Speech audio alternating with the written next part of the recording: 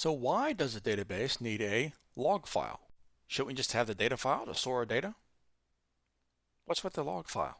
Remember when we talked about the ACID properties and we talked about how important they are? Or that D for durability, right, means that the transaction must be durable. It must be able to be rolled back in the event of a catastrophic failure. So how do we do that in relational databases? What we do is we write a record of the transaction to the log file before it's committed to the data file.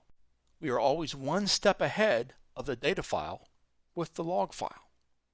So in the event someone walks up and kicks the plug on our SQL box, the transactions can be rebuilt from the log file, and thus we have the durability and our ACID properties because we have that record of the transaction on the log file before it's flushed to disk.